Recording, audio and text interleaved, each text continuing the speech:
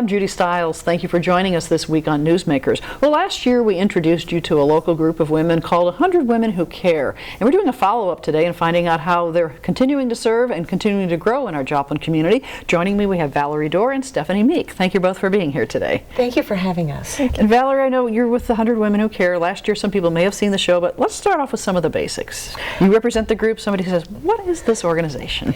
We're an organization that meets 4 times a year. We get together every quarter, and what we do is we meet to, our goal is to support local 501c3 charities. We are called 100 Women Who Care, Jasper and Newton, because we would like our charities to be in those 2 counties. And what we do is we are an organization without the frills. Okay. We are very basic. We get together. Members are allowed to nominate local charities that they know of. So they put that nomination into a hat. We pick out 3 from the hat, and then we invite those 3 charities to come and speak at our next meeting. So then we have 3 charities giving a presentation, and they have 5 minutes to present. We have a 5-minute question and answers from the audience, and then we vote. So and right to the point. Right to the point. We are going to get this done quick. What we do is then we vote. We count the votes, and as we count the votes, the last charity that received our funds comes and presents what they used their funds on, and give us a little bit of a follow-up, and then we announce the winner, and then our membership each writes a $100 check out to the winning charity. And basically, you're done. We are done in an hour. There is no 5K to run. There is no dry chicken meal to eat. Right. I don't have to buy another black dress.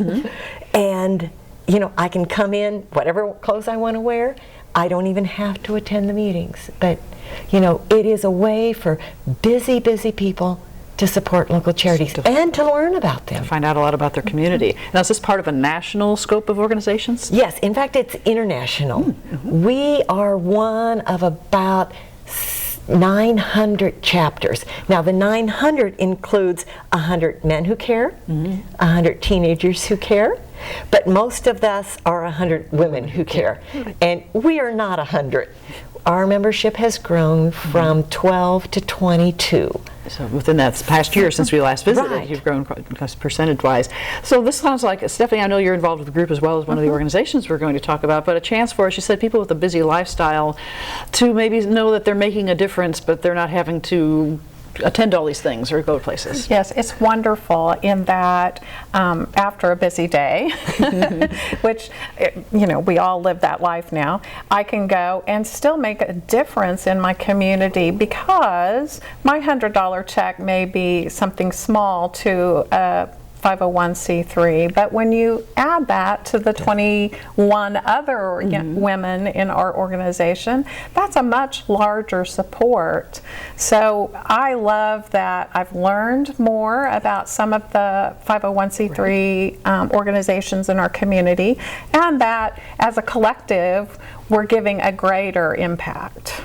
Now, 501c3, for some of our viewers, let's explain, because there's a lot of organizations asking for money today. So, you know, what are some of the requirements for someone to meet those criteria? What do we mean by that?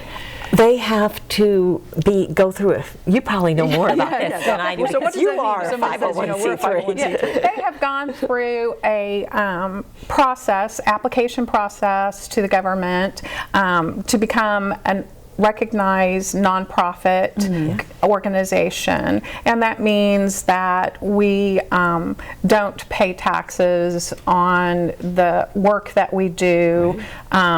We are recognized as being for the public good. So there are different types. So you have to meet criteria to be that. Yes, you have to meet those criteria, and you go through that application process to be approved. It's pretty lengthy. Right. So the organizations that you are benefiting then are ones who have met this predetermined criteria, that they are indeed meeting the nonprofit status, those things and so forth. And they are a local charity that are meeting needs in our community. So the local emphasis is right. We want that local I don't know, grafting here. Right. Mm-hmm. But now they can be part of an international organization. Okay. So they could be a branch of...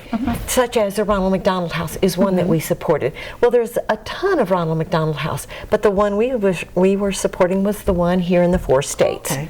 You know, so they can be part of that. But we definitely, you know, we want to go for somebody that has a footprint in our counties. We'll say Jasper, Newton, or the counties that you're Yes. focusing on, Yes. and so forth. Are there a lot of them out there? I mean, Oh, yes. I'm amazed, and I continue to learn more. I continue to learn more.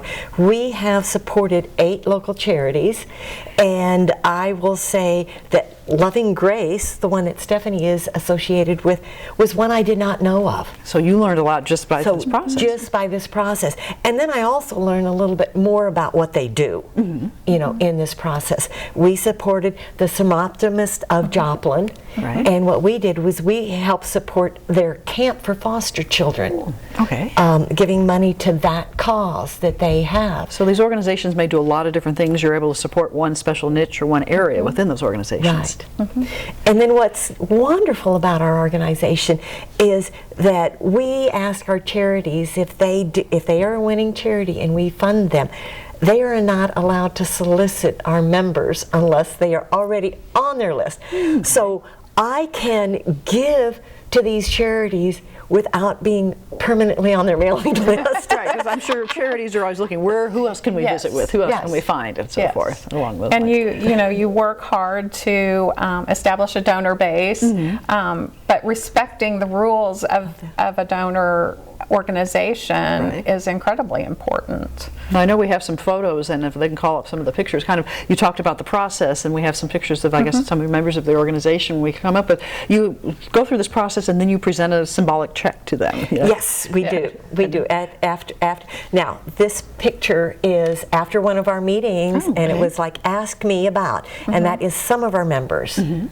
Now, you mentioned that you don't necessarily have to attend each meeting. That is correct. If somebody's busy and they say, I can't make that meeting this month, they can still participate without being there. They can participate. What I do is I send out an email and then letting them know who the winner was. And then so then they are writing that check out not to 100 Women Who Care, but directly to the organization that we picked. So money doesn't funnel through your organization. I am not a 501c3 organization. Right. I just take the checks and deliver them, which is, you know, that's wonderful. And then I've had people that give me their blank checks, and then, you know, we fill in the name. You decide who you want and fill in the name for me. Well, decide who we voted for. One of our rules is the charity that wins may not be the charity that I nominated or even voted for. Right.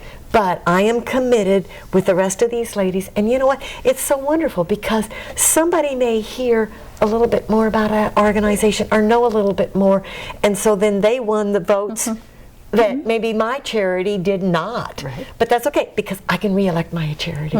So it's majority rules. Majority rules. Majority rules. So with your 22 members, you know, the majority will rule. The majority that is present will rule. So you have to be at the meeting to actually vote. Yes. Right. We had another photo, and I think that was actually a check presentation. So Yes. this one was, I think, recently Joplin Naylor Reed that you were helping out with that. And so, That is our latest check that we gave. We gave that in February, and that was from our January meeting. Sometimes it takes us a little bit to collect the checks.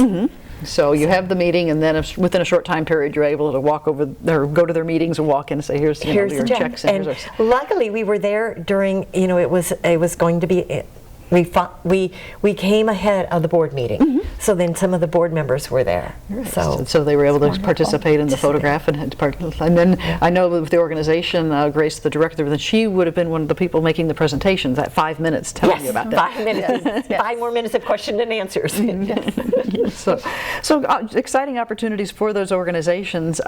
Let's approach from the organization when you're told, hey, you've been nominated. How, you know, you obviously have gone through Yes. that. You know, so how do you plan? You have 5 minutes to tell us about yourself. Yes, you try and get as much as you can, as much information about the different projects that you might have going that you're looking for support. The time that we received the funding, we were looking to build desks for the young women who are living in our home. We have 8 different rooms, and it was something that we noticed that the girls needed because they were in school or studying, and that $1,400 went to purchase and build very sturdy desks that will last through the busy time period. Yes, and what a wonderful thing to have happen, to have them recognize that, oh yes, this is a big part of what they do, is to help them move ahead in their education.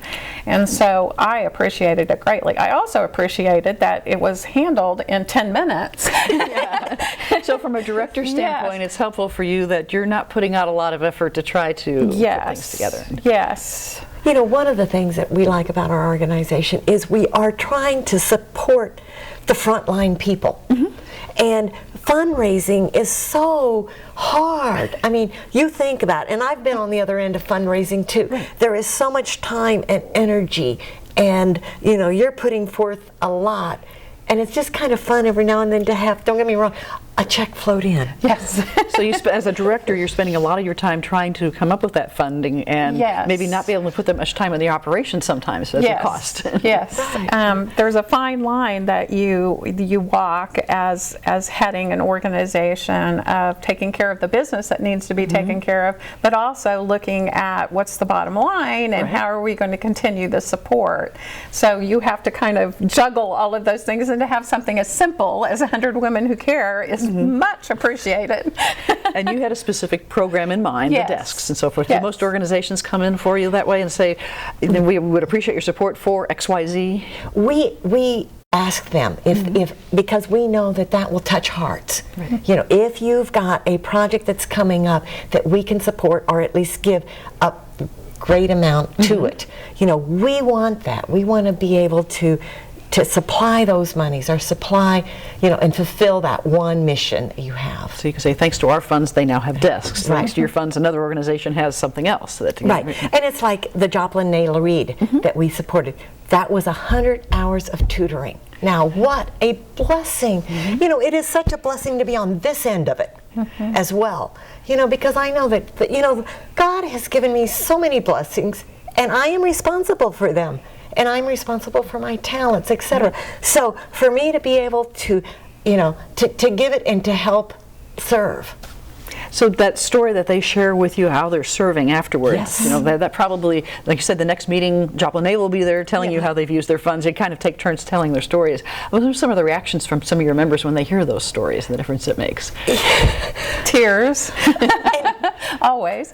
You know what? A community clinic. We gave money to them for women's wellness checks, and tears. Definitely, because you know there was some wellness checks that it was negative, which meant that they did not have things. But then there was one of them that was positive, but early enough that they could catch it. And let me tell you, had they not had our funds, I know those women, they would not have had that check up. So, you know, we are meeting the needs of kids. You know, you look at one of our first organizations we gave to was Cerebral Palsy of Webb City. You know, so we're hitting those little guys, and then we're hitting the other ones. Well, I know we have a graph as well that shows us some of the organizations, and as you said, that you've had a little over a year now to start helping people in the community. If we can call up the page that shows the list to let people see just the variety of who you've helped so far. I think, as you say, people recognize a lot of the names that are on here. And that you're dealing with organizations that do a lot of different things. So there's no criteria you have to have a certain cause to come in or anything like that. No, you just have to be a 501c3. And yes, I am thrilled to death to say that our total that we have given so far as of this February of this year was $15,200. So we're making a difference. And we know every penny counts. When you run an organization, you know every little bit you can help. So forth. And for people who are watching, to clear up, how do they get the nominations? Is it from within your organization? If you are a member, then you are allowed to put a name in a hat. And literally, we have a hat on the table, and you fill it out, and you put it in, and then what we normally have done, or we've done it every time, we let the winner then pick out of the hat for the next three. You know, giving it to somebody else. And then If they do not win, we have 3 people presenting that night. So then let's say that, you have the one winner. Well, the other 2's, their names are now allowed to go back into the hat. Okay, so you're not eliminated if you're not chosen. Eliminated, and you can even be chosen for the next meeting if your name is pulled out, and that has happened. Yes. That has happened. And it's wonderful. Yes. Then you know what it's about. So they'll give their presentation, those 3 organizations, but only one of those 3 will actually, quote, win the donation, but they can come back next time if they're selected again. If they're selected try to tell again. You that story. Or maybe maybe down in the next quarter. And then you do meet quarterly then. We meet quarterly. So you mentioned this award to Nayla came because of a January meeting. Of a January meeting. Our next meeting is April 14th. It's on a Tuesday evening. We meet at 6:30 to 7:30 at the Joplin Public Library. So it's a very central location, at least in Joplin. Right. And everybody usually knows where it is. When they first moved there was a little confusion. But we are at their new location there on, I'm going to say 20th and Connecticut. 20th and Connecticut. Oh, yes.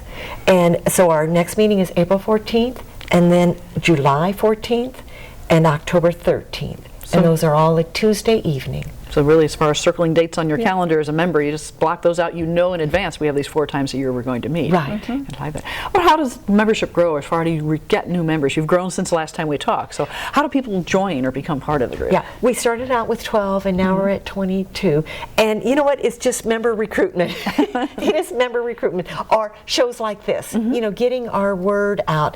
A lot of times when we're presenting to a organization, then we encourage that director, to pass our name out, because we also know that, if you can stuff the hat.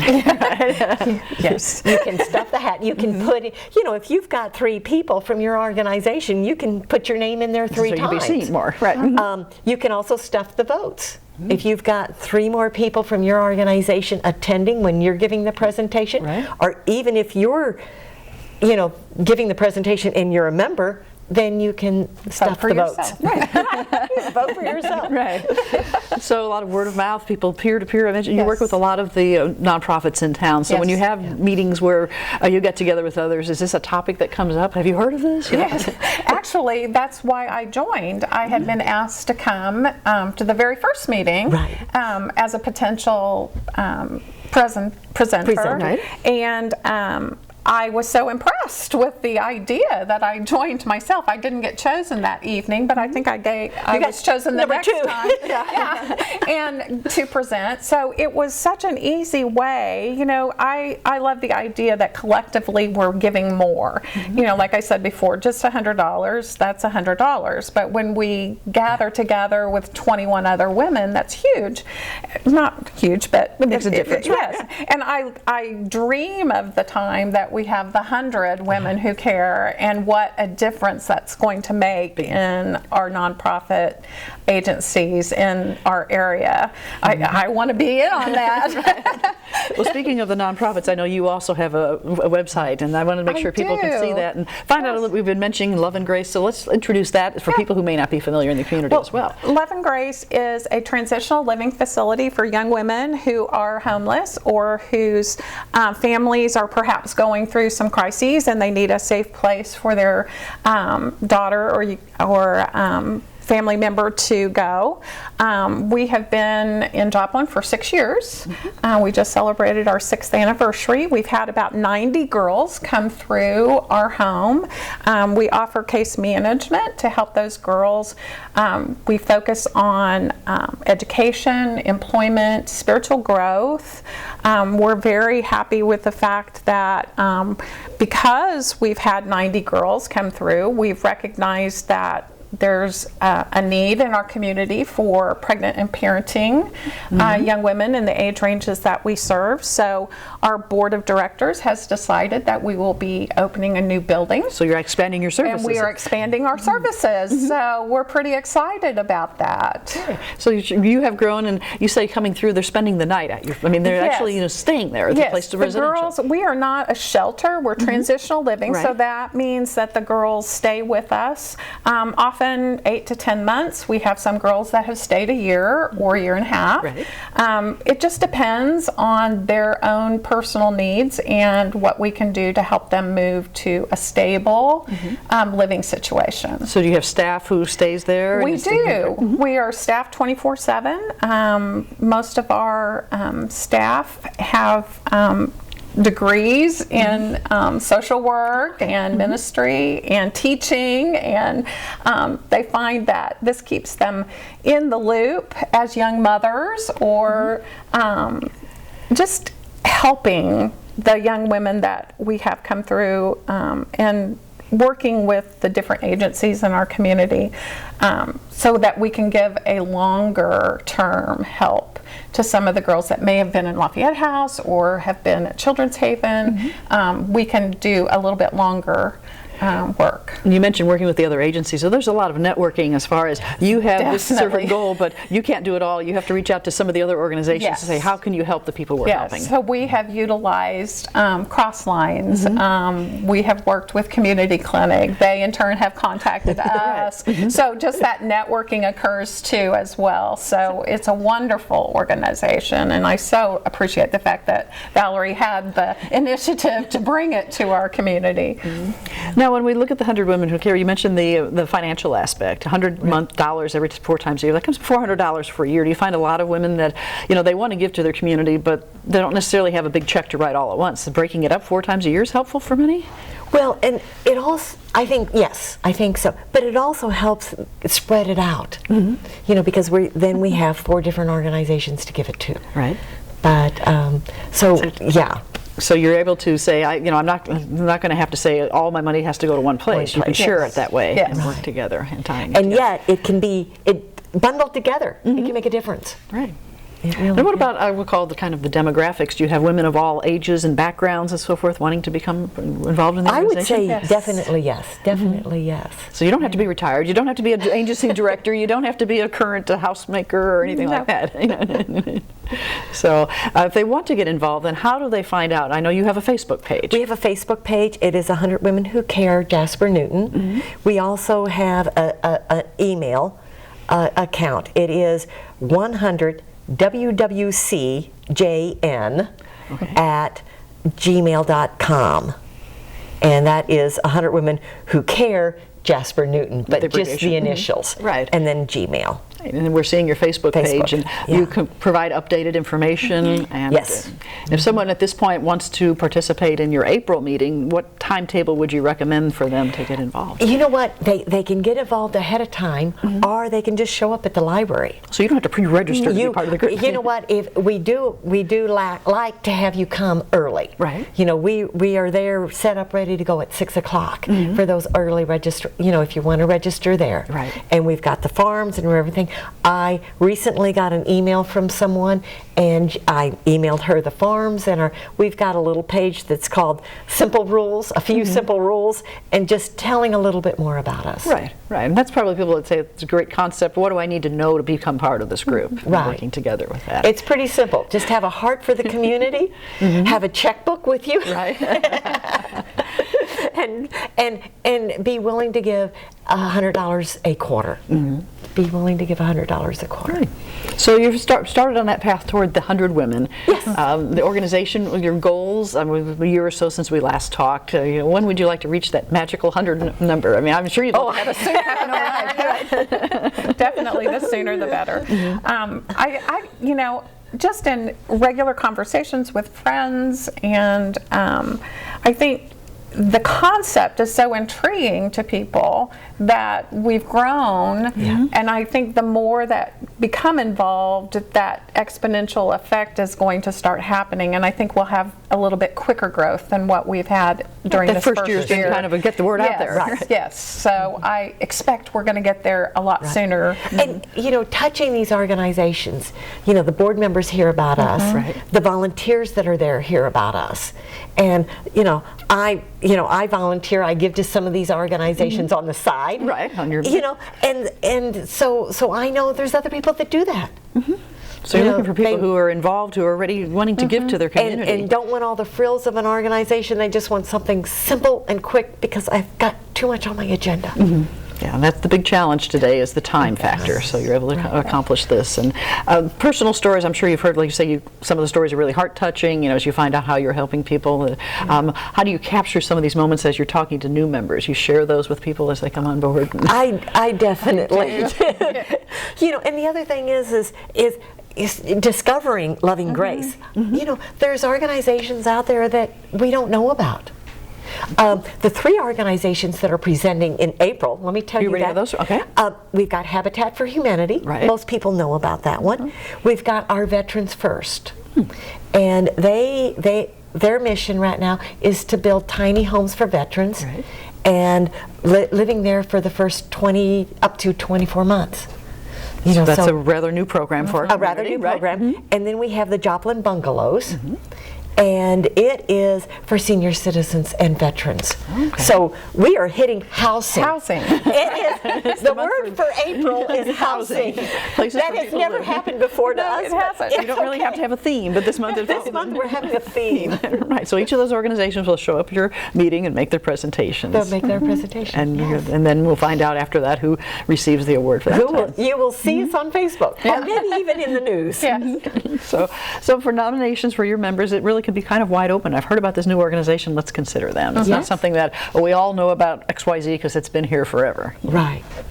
Tying that together. Well, what do you enjoy the most? Obviously, Stephanie as an agency director, but also a member of the organization. I love hearing from the other organizations and some of the changes that they're going through. We were blessed to hear from Water Gardens last time where they talked about their new women's center. I did present that time and did not win. But I got to share about our new building and facility, and then NALA. So just learning what's going on. Crosslines, when they presented, we learned about new programs that they were looking at, and Seroptimus, to understand that not only are they helping the community in other ways, they sponsor this camp for those foster kids every year and have for many years, and how involved they are with that. So it's wonderful to hear that.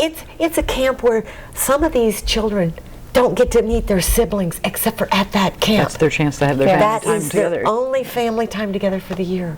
Well, a lot happening in Joplin and a lot of information that you've provided today as you reach out to help the community. Thank you very much for being here today. Thank you so much for having us. You're welcome.